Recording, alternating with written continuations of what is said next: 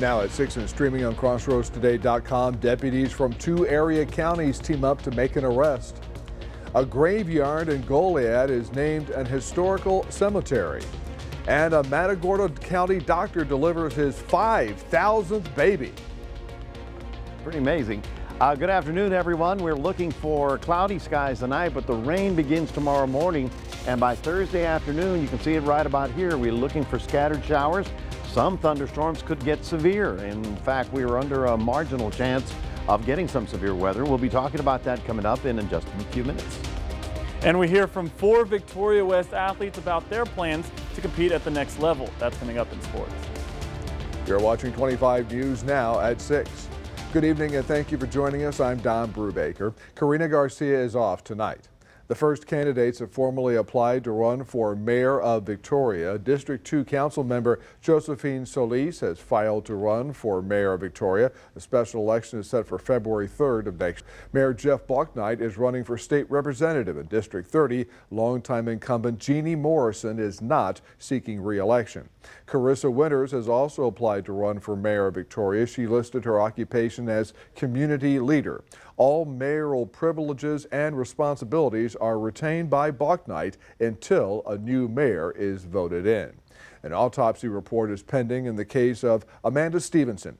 25 News Now has learned the man who took his own life during a traffic stop last Wednesday, 45-year-old Kevin Bennettson, was an accredited elementary school teacher. His LinkedIn profile shows he also once worked as a parole officer. Amanda Stevenson was reported missing last Tuesday. Police found a body yesterday, and they believe it to be that of Amanda Stevenson. An 18-year-old Wharton man is dead following a botched robbery attempt late Monday night. The Wharton Journal-Spectator reports Max Sanchez was pronounced dead at the hospital after he was shot by a suspect using an AR-15. Multiple people later confessed to organizing a robbery with Sanchez to steal vape pens. Wharton County authorities and the Texas Rangers are investigating the case. A Victoria County suspect was arrested in DeWitt County. 39-year-old Byron Holland was taken into custody for a violation of his probation in Victoria County. Holland faces an assault with a deadly weapon charge. He is in the DeWitt County Jail in lieu of $50,000 bond. Sheriff's deputies from Goliad and Refugio counties teamed up on a traffic stop in Refugio. The deputies, part of the Operation Lone Star Task Force, found $86,000 in U.S. currency in the vehicle. 49-year-old Nancy Ramirez was arrested and charged with money laundering. A human smuggling suspect is in the Wharton County Jail. 36-year-old Monica Rubio of Houston was transferred from Harris County after she violated her bond conditions. Rubio was originally arrested on a human smuggling charge in May of last year at U.S. Highway 59 and Wharton County Road 231. Rubio is in custody in lieu of $30,000 bond. For today's viewer poll, we want to know, what do you think contributes most to the crashes in the area? Is it DWI? Is it speeding? Is it road rage? Or ignoring traffic signals? Or distracted driving? And that last choice, according to you voters, is the tops at 57%, it looks like. So put down those cell phones when you're driving, please. All right, thank you for voting, and we want to hear your opinion. Come to crossroadstoday.com/vote to take part, and I'll have an update on 25 News Now at 10. Gusty winds knocked down the national Christmas tree on the Ellipse in Washington, D.C. Tuesday, just 2 days before the official lighting ceremony. There were sustained winds of 20 to 30 miles an hour in the D.C. area all day, with higher gusts. The tree was seen on its side in the afternoon, with at least one worker climbing atop it. As for Thursday's lighting ceremony, the National Park Service says it's confident the event will still go forward. The national Christmas tree has been blown over several times before, most recently in 2011. And now let's take a first look at your forecast. Here's First Warn Storm Team Chief Meteorologist Mac Perez. Mac, a storm is coming, but are the winds going to be strong enough to blow over a Christmas tree? Well, as a matter of fact, tomorrow we may have some gusty winds and some stormy weather as the ingredients are now coming together. We've got the cloud cover. Now we need that upper jet streak to roll through, and that's going to cause the lifting. So anyway, from the Crossroads to Houston and possibly up to like Conroe, they have the possibility of getting some heavy thunderstorms, thunder, lightning, possible tornadoes. A very slim chance, but it's possible. And we'll be talking about it and talking about the rain for tomorrow coming up in just a moment. Don, back to you. Mike, thank you. Goliad County's Cristo Rey Cemetery has been approved as a Distinguished Historical Cemetery. The Goliad Advance Guard reports the cemetery has 28 unmarked graves. Before more burials can be performed, Goliad County had to locate buried bodies in the cemetery that are in unmarked grave sites. Fort Worth city leaders approved a $3.5 million settlement for a boy who saw police officers kill his aunt. The two were playing video games inside her home when officers opened fire because they thought the woman was holding a gun. With council, please vote. Motion carries. A unanimous Fort Worth City Council vote awarding 11-year-old Zion Carr a $3.5 million settlement to be paid out starting now until he's 40. It's not enough, but it is the right gesture on behalf of the city of Fort Worth. Carr was only 8 years old in 2019 when he and his aunt, Tatiana Jefferson, sat playing video games inside a Fort Worth home. Jefferson was shot and killed by Officer Aaron Dean, who responded to a suspicious call at the home and claimed to have seen her holding a gun through a window. Dean is serving a lengthy prison sentence for manslaughter, and now this settlement aims to bring full justice to the young boy as well. And I, for one, am excited about this opportunity to make sure that he can go to college and do things that his mother and his aunt wanted him to do as they was raising him. The $3.5 million will be paid out as follows. A lump sum will be placed into a trust for his immediate needs until he's 18. Then he'll receive semi-annual payments between the ages of 18 and 25 to pay for college. He'll also receive monthly payments during those years for living expenses. Once he turns 26 up until he's 40, the remainder will be paid in annual lump sums with accruing interest that brings the total payout closer to $6 million. There was never any type of hesitance to do right by Zion. This entire council wanted to make sure that was taken care of. We all collectively hope for the very best for Zion's future. That's what's important. Here's a look at some of the top headlines you'll find in the Cuero Record. The DeWitt County Commissioners Court met Monday. DeWitt County has a new AgriLife Extension 4-H agent, and Cuero football season ends in the third round of the playoffs. Read these stories and more at CueroRecord.com. The Texas Supreme Court heard arguments Tuesday in a case that could determine how the state's strict abortion law affects medically complicated pregnancies. A lower court already ruled the abortion law should not apply in these cases, but the state appealed the decision. I think people have no right to judge what other people are going through until they've been through that situation themselves. Taylor Edwards is one of 20 women suing the state of Texas. After years of IVF treatment, Edwards became pregnant, but later learned her child wouldn't survive even if she made it to birth. Growing increasingly ill, Edwards traveled to another state for an abortion. I want people to understand that they have no clue what they would do if they were faced with these situations that me and my fellow plaintiffs have been faced with. Until you're sitting there being told your child's never going to live, you don't know. You just don't know. Earlier this year, a district judge outlined when abortions should be allowed to protect the life of the mother. Today, attorneys for the state of Texas argued the district judge overstepped because they believe the law is already clear enough. Instead, the state suggested some of the women should be suing their doctors. She is standing here alongside me. She's a fabulous doctor. She has gotten me through 2 pregnancies, one of which was clearly horribly traumatic. And she is standing here right beside me. That is a good doctor. That is not the person I should be suing here. I place the blame firmly at the feet of the state. The Texas Alliance for Life pushed back, saying any clarification on the law should come from the state's medical board. We are here today because we support the pro-life laws in Texas, and we believe that the language is adequate to protect a mother's life. Their policy analyst, Deidre Cooper, says she doesn't regret seeing her baby's fatal diagnosis to the end, even though her son did not survive. People say these are such difficult situations, but I disagree. There is nothing difficult about not killing your child, no matter his diagnosis. The Texas Supreme Court is expected to make a decision by June of next year. A Matagorda County doctor delivered his 5,000th baby over the weekend. Dr. Gregory Pappas told the Bay City Tribune he's looking forward to bringing another 1,000 into the world before retiring. Pappas, a Dallas native, opened his practice in Bay City in 2002. After 5,000 deliveries, Pappas said he appreciates the wonder of childbirth more than ever.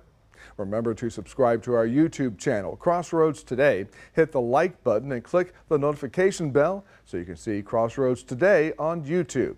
And stay with us. Coming up on 25 News now at 6. The federal government plans to send COVID-19 tests to public schools.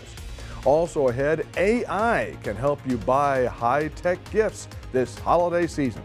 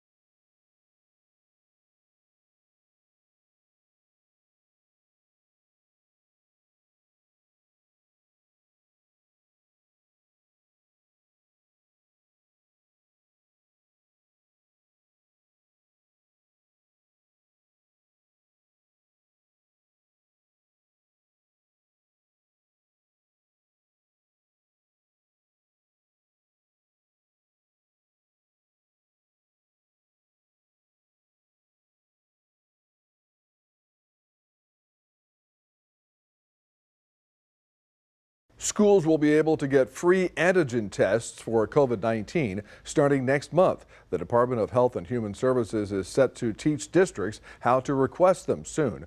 Officials say schools can keep the tests on site or send them home with kids. The news comes as hospitalizations from COVID-19 have been on the rise and officials expect cases to spike. Maine's public university system will offer free tuition to those who were affected by last month's deadly mass shooting in Lewiston. The Lewiston Strong tuition waiver was announced Wednesday. The University of Maine system believes the waiver will cover more than 80 people. That includes the family members of the 18 people who were killed, as well as others who were wounded in the shooting. The University of Maine system also announced the creation of the Lewiston Strong Scholarship Fund. It's time to ring in the holiday high-tech season. This season, AI is set to help shoppers search for the perfect present. Here's more on how and where AI is being used. Buying real gifts with the help of artificial intelligence. We have this new Google AI-powered gifting tool.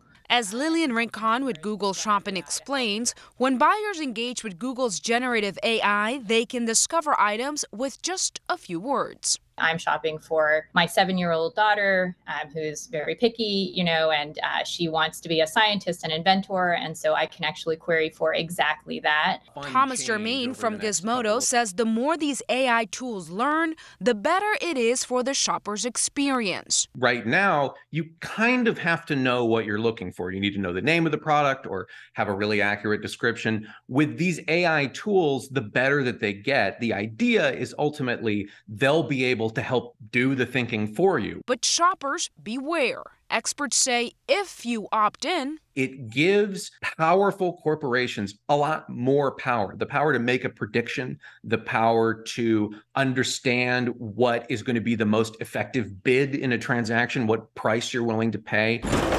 As for how some of those gifts get to you, AI is helping with that too. In this holiday season, some customers will receive their packages that are picked, packed, or sorted by robots. Peter Chen from Covariant explains that AI-powered robots can pump out around 3,000 packages an hour. Human hands, about 300 to 400. In New York, I'm Gloria Pasmino.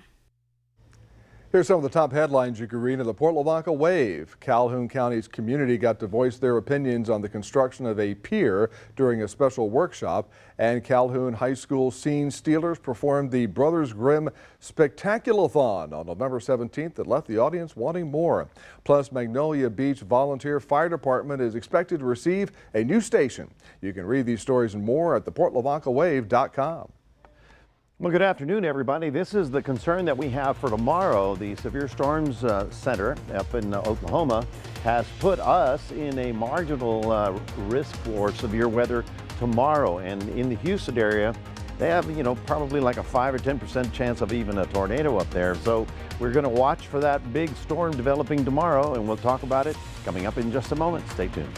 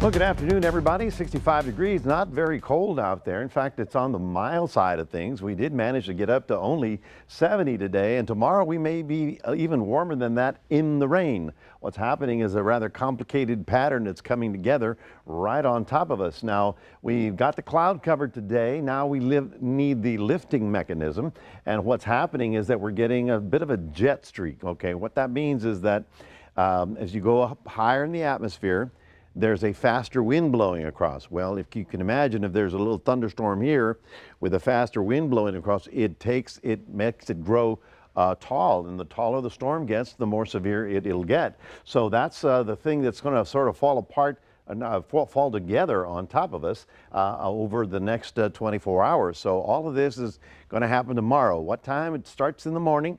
It'll be heaviest in the afternoon. The Future Tracker will show you what we're talking about. There's the lighter rain first.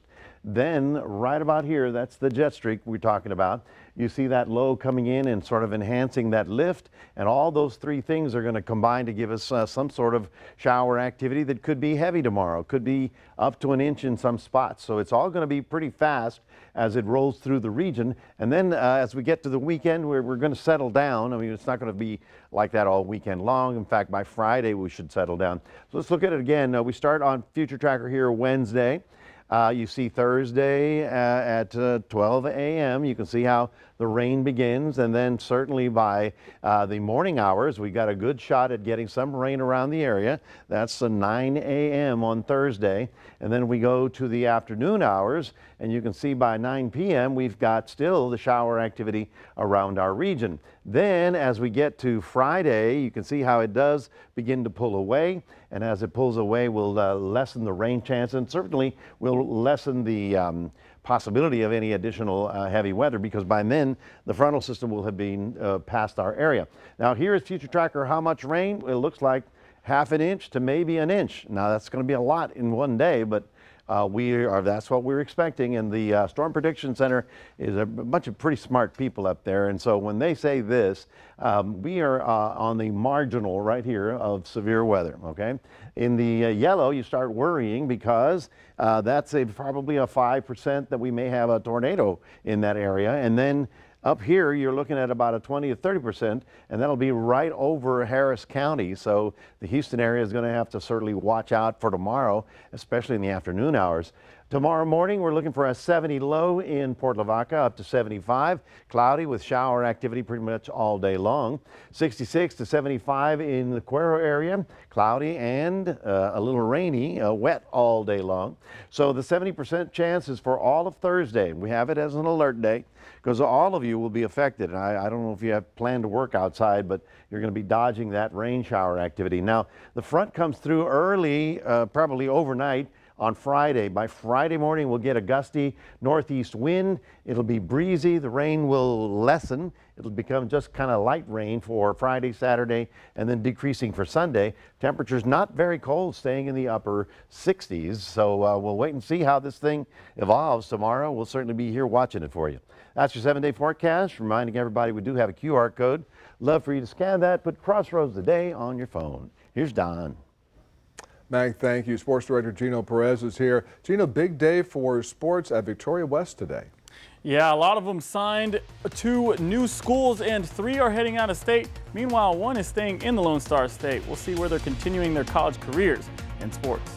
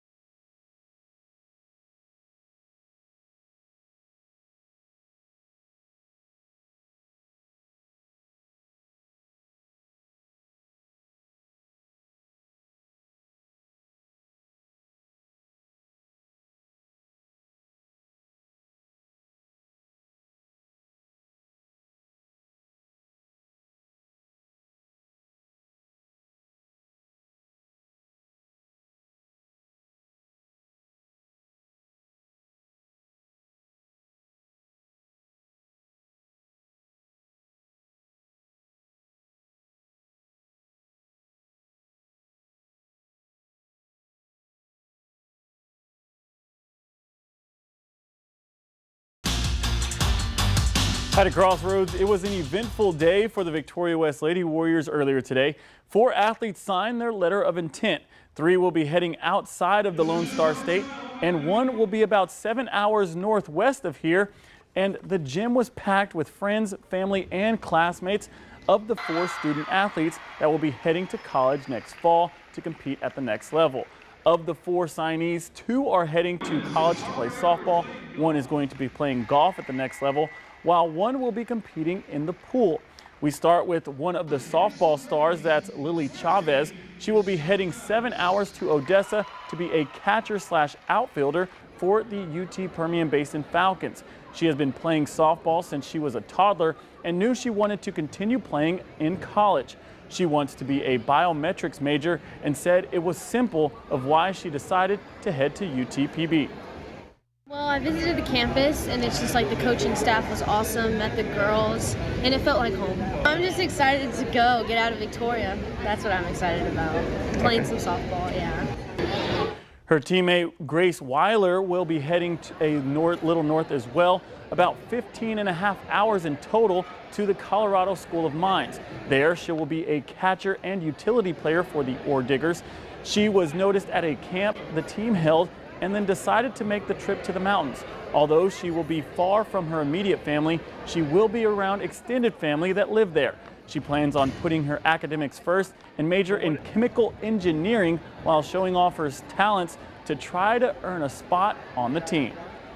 I just loved everything there. The coaches are really nice and I love them, and then the campus is just beautiful. You see mountains in the background everywhere. I'm most excited about just being able to be more into the outdoors and then different seasons. Like, I'm ready for snow and I'm ready to go hiking. Another Lady Warrior is heading out of state, but this one's heading east. Harper Edwards has been golfing since the age of 5 and knew she wanted to play Division I golf for a long time and took initiative to find one that would let her play for the team. So she reached out to Belmont University in Nashville, and in a blink of an eye, the deal was done. She knows this is just the beginning and will have to work hard, be consistent, and most of all, get used to the weather over there. It's definitely a relief. I committed last Thanksgiving, so I've kind of known a little bit more where I'm going and stuff, but it definitely feels good knowing where I'm going and just how my career is going to take off after that.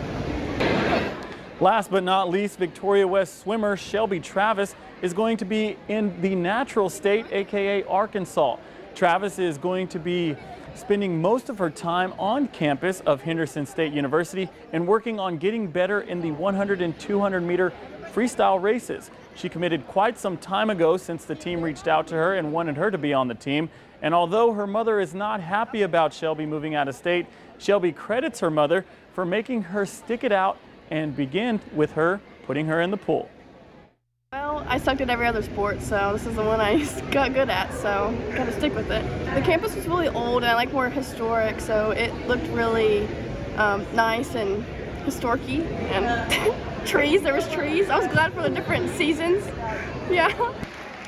Well, congratulations, Lady Warriors, and we wish you all the best of luck. Well, that's your sports. Don, back to you. All right, Gino, thank you. We're back in a moment. Every winter, manatees gather at the Tampa Electric Company plant to enjoy the warm water.